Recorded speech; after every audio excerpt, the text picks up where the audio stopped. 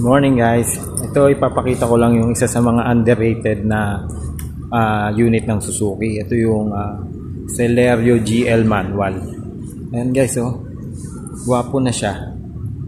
Naka 15 na siya na size 15 na alloy wheels. Ayan, 15 tapos naka touchscreen na siya na Sony. Touchscreen na Sony. Tapos yan, manual lang yung niya, yung kanyang aircon system. Tapos mayroong steering wheel control, ang volume. Yan.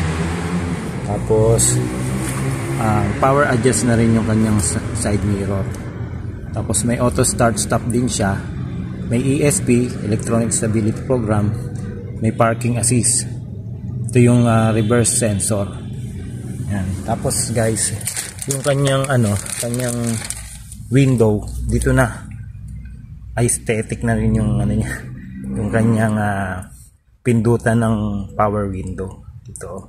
Ito sa left, ito sa right. Tapos yung sa likod naman, sa rear window, ito naman malapit sa handbrake.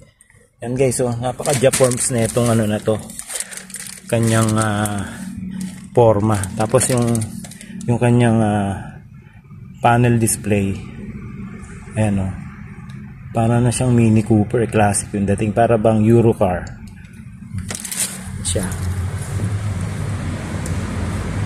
Ito nga pala guys, ang presyo nito is 708,000. Celerio GL manual, 1.0 dual jet engine, naka BBT na rin siya. Tapos ano pa bang meron nito? Ang monthly nito pagka kinuha nyo to ng hulugan is 14,447. Guys, so para siyang Yaris ng Toyota.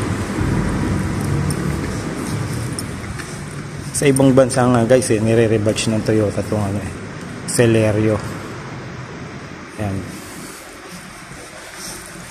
Ganda ng forma guys, so napaka underrated na itong sasakyan. Oh, ayan, gwapong gwapo, hindi mo na kailangan formahan. Ayan guys, so pagka gusto nyo mag-inquire, tawag lang kayo, tingnan natin, check natin yung promo kung kailan kayo tatawag. Basta monthly na ito guys, 14,447. Yan lang guys, bye bye.